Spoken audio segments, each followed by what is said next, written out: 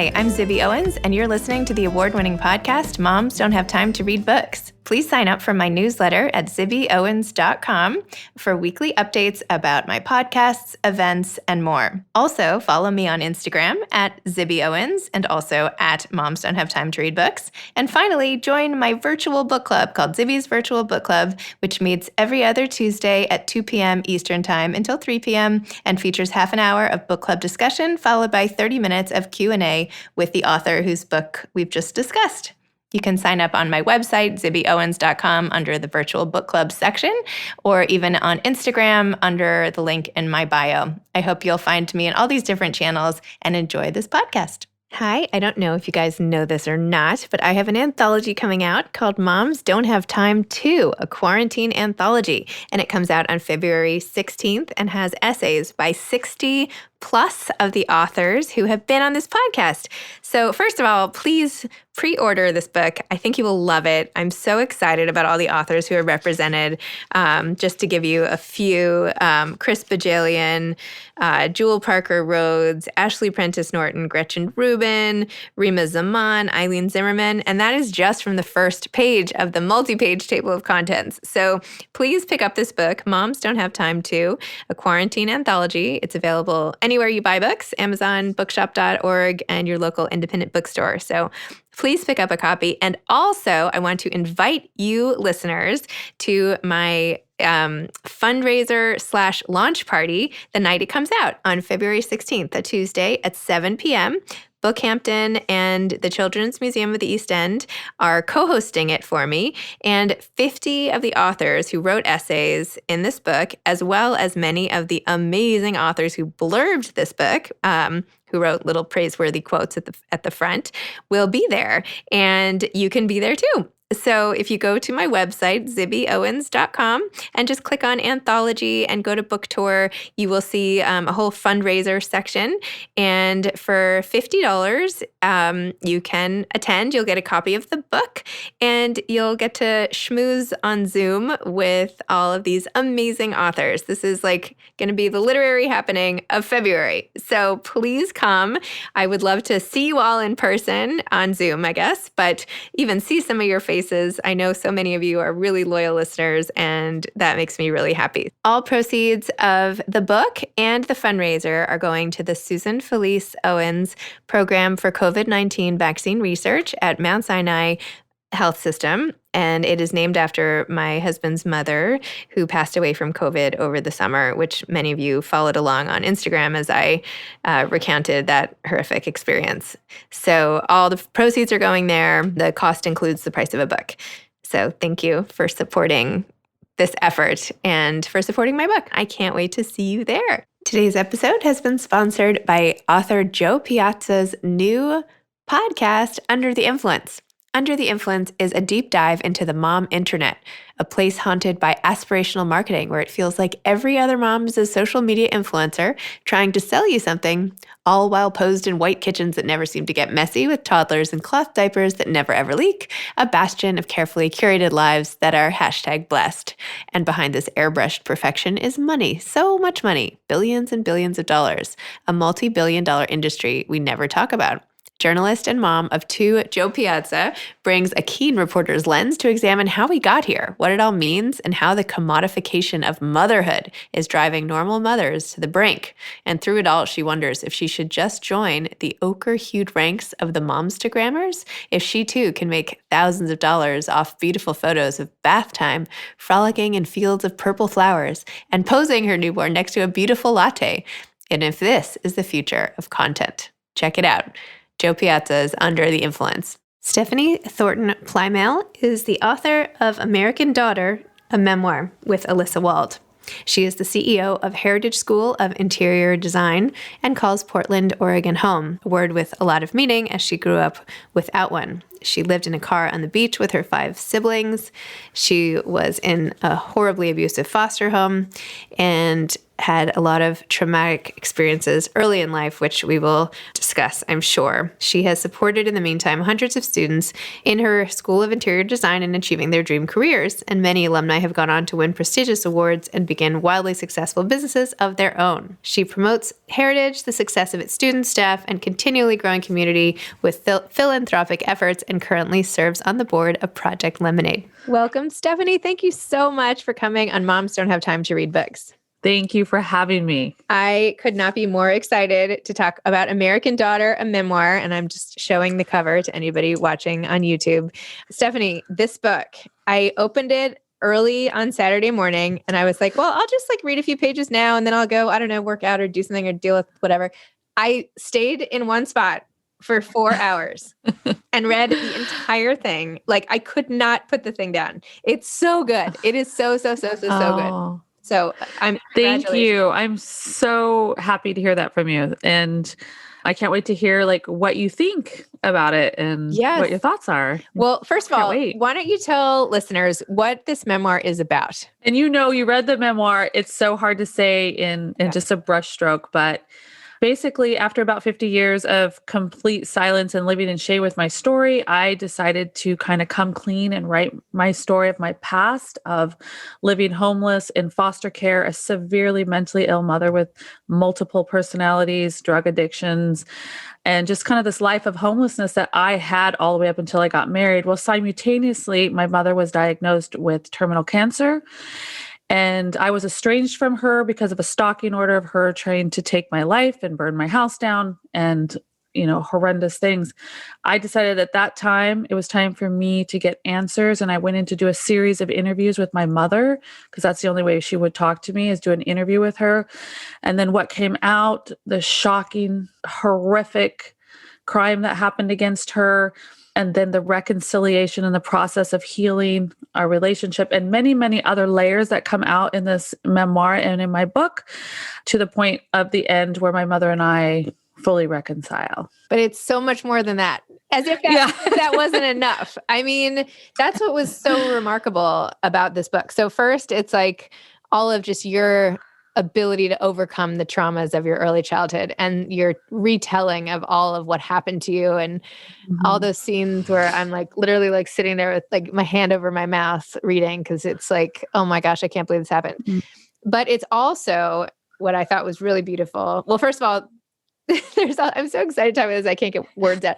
There's this whole part of your background. I don't want to give it away because I had no idea it was coming, but your own story throughout history, sort of where your family came from, was also unbelievable, especially the way you unveiled it the way you did. And the third part that I really loved is that it's really a love story between you and your husband. And you had this whole moment of almost cheating it's really a love story. So I feel it has every element, the mother, the adversity, the love story, it was just, and it's true, which is what the craziest part is. And oh my gosh, it's a true story. Anyway, even your mother's ability to overcome adversity. Oh my gosh. There is so many layers for me. I appreciate how you brought what I said and bringing in what you said, because it is hard to really distill it the way it's almost impossible to distill it into this brush stroke. So, but we can go into more, but you did a good job. Thank you. Thank you. Why did you write this? Why did you decide to take your story and put it in memoir form and do such a good job? I started writing the minute I started working with my mom. Even before that, I started to write my story before I knew the whole story. But once this started to come out, and these revelations in my relationship with my mom, and really my failing in my marriage that was able to be restored, just everything needed to be told. And it also just started to feel like a story that was for everybody. And it is. And it's this American story. It's the story of the failings of America. I fell through every crack. I fell through the education crack, my mother, mental health crack. Our family just fell through every crack possible. But then I'm also the American story of being able to succeed and the opportunities that I've been able to have.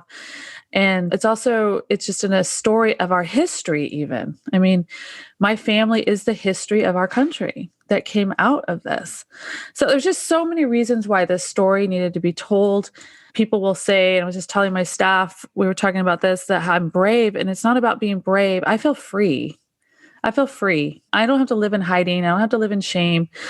I'm an open book, and there's something just so freeing about that. It's literally, you are an open book that is now sitting here open on my desk. So like literally you are. Yeah, I could imagine that would be freeing. I mean, I don't know how you were carrying around that heavy load for so long. I don't know like how corrosive that must have been in so many ways, like keeping all those secrets. What was that like? It's exhausting. It was exhausting. Before I could even meet with somebody, so my husband had a big career as a CEO, and I was always having to meet and entertain people. And I'd have to make a plan of what questions and how would I answer them before every time I met a new person. If they said, "Where are you from? Where'd you go to school?" I mean, how many siblings do you have? Well, I don't know. One was kidnapped. I don't know if I should add him. I mean, there was no way for me to tell my story and be normal. It was exhausting.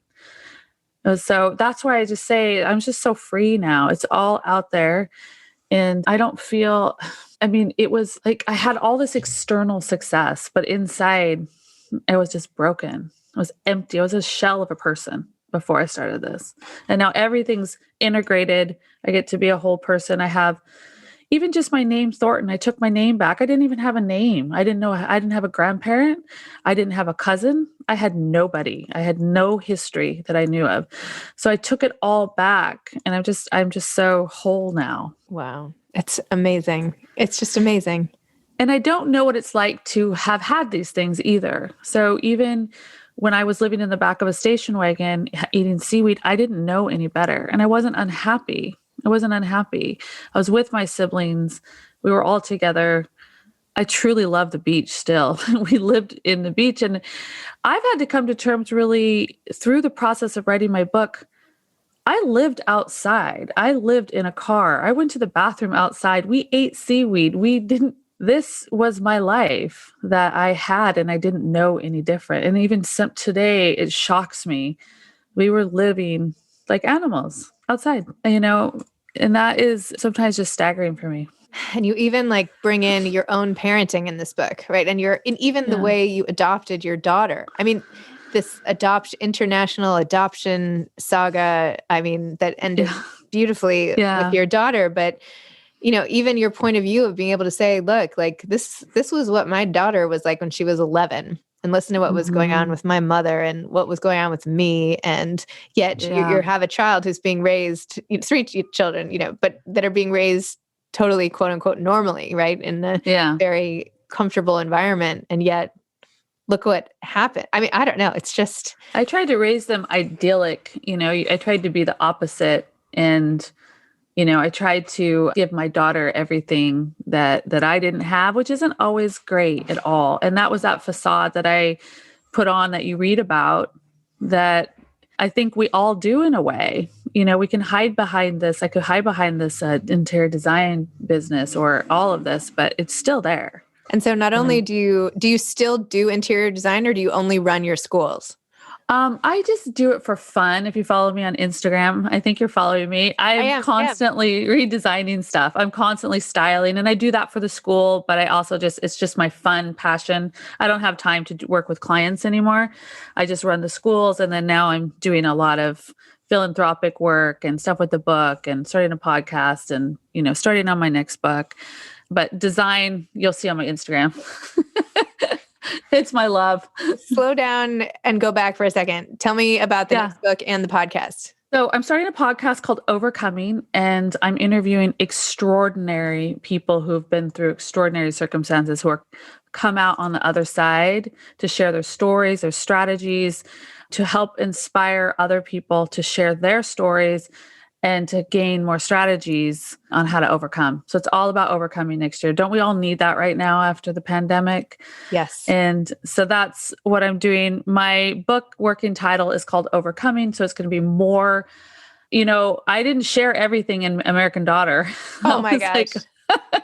I find hard to believe. Oh my gosh. Oh no. I scaled it. People say, wow, did you just really let it out? And it's like, no, we actually had to edit a lot out for this book to make sure that this book was, just perfectly aligned with the story. There's still more of overcoming. Oh my gosh, I can't wait. Because if you think about being homeless all the way up until I got married, I was in and out of cars, foster homes. I fell through that whole system, aged out, got kicked out my senior year for not getting my tags done on my car. So I had to live with no parenting, no guidance. Can you even imagine your senior year? I think about my kids and how vulnerable they are, and to just be in their car, staying in somebody's sofa their senior year. I mean, it's just astounding how much I fell through these cracks. So what is that like then? If your child complains about something, are you just like, don't even? I'm not. They don't like me to do that, They're not into that. I've never been like that. I never shared my story with my kids. They never knew until I wrote this book. They only had glimpses of seeing my mother. They knew there was a stalking order, but I shielded them from everything. So they found out about my story when I wrote this book. Oh my gosh. And what was that like for you? Well, I just wanted to protect them from everything. No, what was it like having them now learn it? What was that experience like? Did you hand them the copy of the manuscript? Or Literally, you were just yeah, literally here it is. If you want to read it, here's the story. But, they lived also with their mother not being truly a whole person either, and I hate that about the story because they didn't get to find out about their history. Now, if I was raising my kids now, I'd be sharing these wonderful, successful things from my family. I'd be sharing the horrific parts of our American heritage that we all have, in terms of the Washingtons, the horrible things they did, the good things that they did. But they never got to grow up knowing their heritage. Well, my grandkids will. But if I had this story, that would have made them more whole too, instead of a mother who had no history, no background, and shared nothing. Well, don't beat yourself up. I mean, no, seriously. I mean, I'm sure you've done an extraordinary job. You can sense how much you love and dote on your kids in the book. Yeah. And I'm sure they're amazing people in their own rights. And I'm sure you did a fantastic job. So whatever you needed at that point to get through, that's what you needed then. And now you're ready for this. So yeah, exactly. And I don't have any regrets. I do feel like I really tried hard having no skills. I mean, if you think about it, I had no parents. I was really homeless, orphaned, and then I decided to have a family with no skills. So I just had to muddle my way through. And for me, being as loving and doting on them was a safe thing to do, Oh my gosh. And so when the process of writing this, were you sobbing over your keyboard? What was that like? Oh my gosh. It depends on the parts, it depends. So when I found out about my mother and what happened to her, so during the interview when she told me what had happened, and she said, go look it up in the papers, 1953, and you'll find out. And I still didn't believe her. You have to understand my mom's been in and out of psych wards over 100 times in my lifetime, or jail. So anything she says, you would take with a grain of salt. So to find out what happened, and to have never asked the questions that I wish that I had earlier, but it was about the right timing. To find out what happened to her felt like somebody kicked me in the stomach 100 times. And just the physical pain of what she went through, being abducted and gang raped, it was horrific. But it also then created a lot of compassion that I had for her. Finding out, even if you read the first chapter and my mother describes trying to end her pregnancy with me, just like we're sitting here talking, my mother told me with no emotion, and I wrote it that way. If you read chapter 1, this is right out of her mouth, exactly how it went down in the interview. She had no feeling or compassion. Stuff like that is really hard to learn and to process. So that was hard, and then, but what I'd like to say is that once I realized what happened to my mother, her personalities, her mental health, her addiction, it all made sense. Mm-hmm. It all made sense at that point. And my compassion for her grew. But also, I was to a point in my life where I mattered. I never mattered. I never mattered to my mother. I never mattered in the system. I never mattered. I matter now. And I mattered. And I was still going to get the answers, and she was still going to keep going through with the interviews. These interviews went on for 2 years. Oh my God. She wanted them to stop, but I set the next one up week after week, until I was done. And that was 2 years later. But the interviews went from interviewing her to us having a relationship and forming a bond and love that we never had. That was very meaningful. Well, the way that you wrote it and the way you discovered and shared your discoveries, like I can't talk for anybody else. Now I need to find people who've read this book so I can talk to them about it too. But like in my book club, I'll do it. Yes, in my book club. We'll do it in my book club. But like we all felt that too. Like we all went through that like period of like, oh my gosh, that's what happened. Like, so then you have to like go back in your mind and say like, does that change the way I view this person now that I have this information? Can I reshuffle and readjust, like a filter or something when you have new data? It's just crazy. I haven't really met I've only met one person who said, I cannot forgive your mom. I do not care what happened to her. I have only one person. Well, what happened to that person? Like then that person probably has a lot of stuff they're carrying around too. Most of the time, people's reactions to things are based on their own stuff to basically everything. And most people, which was important to me, that my mother's story be told, and that people would have compassion on others with mental health issues, because I did. I mean, I grew up in a way that I'm so thankful that I don't have mental health issues, and most of my siblings do, and they didn't quite come out. And so often it's just not the fault of the person.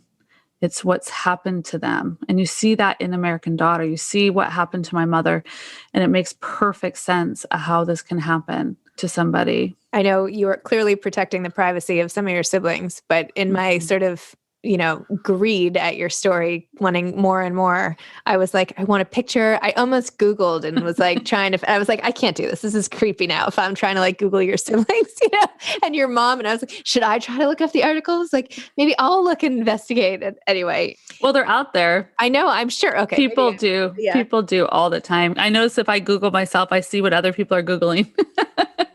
Yeah, exactly. Right. They're good. What fills in. Well, we all do that. And I think in Overcoming, I'll probably share more about some of the stuff that people really are interested in, similar to you, where they just wanted to know more, and it's not going to hurt anybody by sharing, So are your siblings that you're still in touch with and that are remaining, are they okay with where you've sort of... Well, so Dominic, who was kidnapped. Yep. Yeah, he lives in New York, and he's, living his life. He's had a rough life, prison stays, and it's to be expected. He had a really rough life. And other siblings, I have one of my siblings has been diagnosed with 5 different mental illnesses, and he makes my mom look like a walk in the park, just to be honest. It's really, really scary. So a lot of, a lot of this trauma and honestly, like illiteracy. I mean, I didn't learn to read till I was 11 years old. We lived outside. We did not go to school. The first time I went to school was in my foster home, where I was held captive, is what I like to say, because I was literally tortured there. It was my first time in school. So you imagine how traumatic school was for me. And my siblings, they were barely literate. Your early childhood is so traumatized like this. I love how you talked about the boyfriend who worked at Radio Shack sitting there teaching you how to read. Like that was like, oh, that was just beautiful. I mean, heartbreaking, but beautiful. And even how you described Rick and your complicated feelings about him and everything. And the passage, could I just read like a paragraph? Sure. Is that okay? When you were talking about Rick and how he always used to tell you that you were beautiful inside and out, and how he said that to you over and over again. And then you said, on the morning of his funeral, a homeless woman came up to me in Starbucks, drawing closer than a stranger would. With no alarm at all, I let her reach out and touch my face. You're beautiful, she crooned. I can see you're beautiful inside and out. It was Rick's mantra to me, and in that moment, I had no doubt that the message was from him. The gift of it knocked me out, rocked me from my roots of my hair to the soles of my feet. It was a moment as otherworldly as the one in that vintage bar at the piano when music flowed from beneath my hands with no explanation. That was my first memory with Rick, and this would be my last, both of them shimmering, glittering with mystery. Mm-hmm. Oh, I beautiful. know. That made me cry thinking about that moment at his funeral. And readers haven't been able to read about Rick, but Rick was a con man. Rick stole a mail truck and took us to Mexico. I mean, it's just stuff movies are made out of. This is like this craziest stuff, and he was a con man. He'd been in prison. He'd even taken someone's life in prison, and that didn't make the book, but I loved him. He was like Santa Claus to me. I mean, he'd show up here and there, drugged out. I'd be like, oh my God, he's back. Like, yay. I loved Rick. And when you read about his turnaround and his recovery from drugs and alcohol, became one of the most amazing human beings I'd ever met. And I loved him. We had a great relationship. And he even did things like, I'm a designer and I own these schools now, but he was the first person to take me to beautiful homes in Portland that he was working on as a contractor to show me what interior design really was. And he would take me to these beautiful houses, and it was like, I got to touch the fabrics. And so there were things about Rick that I think as a child I saw in him that nobody else saw. And even before he died, he asked me, what did you see in me? And why do you love me? Are you crazy? Like he would say, are you crazy? What in the world is wrong with you? I love that relationship and how, all these signs that you point out over and over in the book, right? That you feel like, it's just, I don't know. This whole book is like, there's some sort of like spiritual thread to everything that is just so inspiring. I mean, I sound like a broken record, but I'm so glad you see that, because in so many ways, sharing my story, it has this like a little bit of a magical way in people's lives, because this book affects everybody in a different way, and everybody in their own life. As crazy as this story is, as we've just laid out here, everybody sees themselves in American Daughter. Like it's truly an American story, and I didn't set out to do that. It is that. Is this going to be a movie? I'm sure it is. They're talking about a miniseries, which I think would be far better than one movie. We all want a miniseries, right? Yeah. We like to binge those. I love how now the miniseries is rebranded as a limited series, as if it's like a completely different animal, whereas it's exactly the same, but whatever. I'm just going to let it go. But yes, it's great. A limited series is like a 10-hour movie. It's perfect. It's like fantastic. That's what we all really want. Yeah. And I think there's so much layering to the story, like you said, from my story to my mother's story to our history to all the people in this book. I think it'll be a really good series. So we'll see. I know they're talking about it, working on it. Okay. So I'm excited to hear about it. Me too. Do you have advice to aspiring authors? Yeah. Have you written a book? I didn't read that about you. I have. I've written I've written unpublished books. I have an anthology coming out very soon. You do? Yeah. Moms Don't Have Time To, a quarantine anthology. Comes out in 2 weeks. Oh, really? Oh, that's so exciting. Yeah. Thank you. Congratulations. Thank you. Oh, that's so exciting. My journey of publishing was really wild as this book is. So I published with Greenleaf, which is a hybrid publishing, and I published American Daughter because I like to learn the hard way on everything.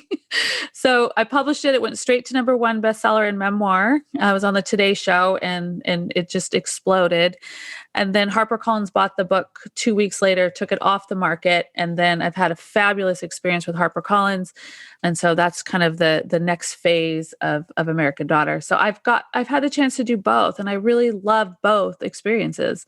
So I think if you have a chance to work with a publisher, I think it's fabulous. But if you also get a chance to self-publish, I think it's a wonderful education for people. And I just don't think that people should tell you not to do something like this. If you want to write a book, do it. It's the best. It was one of the best experiences of my life. I'm free from it. It was hard as it was. It was so fulfilling. I just think writing a book is so fulfilling. It's such a major accomplishment. And I just recommend, if that's something you want to do, to go for it. Don't let anybody tell you, oh, that book's been done before, or any of the negativity. I heard it all. I got the looks. Oh, who cares? What's another story? But, even if I just did it for myself, it's fabulous. But the book's going to touch people's lives, and you need to go for it. You definitely want to know your audience. You want to be kind of clear about what the purpose of your book is for. So there's a lot of things. I want to teach a little class on publishing, because I feel like I've been successful as a self-publisher, and I've been successful working with a wonderful publisher like HarperCollins. So great. So we'll be signing up. That's next year. Oh my gosh. Well, Stephanie, thank you. This book really touched me profoundly. As you've said, it's touched so many other people and will continue to do so. And I am just so in awe of you, and feel like I have this place in my heart for you now that I know so much about you and have gone through this book journey here. And it's really amazing. And I'm thrilled to have you in book club at some point soon. And I just congratulate you from the bottom of my heart. Well, I love being on your show. I love following you. I love your positive energy. Oh. So thank you for having me. Thank you. Thanks for coming. Thanks for following me. Oh, I'm all in. Amazing. All right. Have a great day. And thank you. Okay. Thank you. I'll talk to you soon. I can't wait to be in your book club. Me too. Thank you. Okay. Bye-bye. Okay. Bye. Today's podcast has been sponsored by Under the Influence, a new podcast by author Joe Piazza.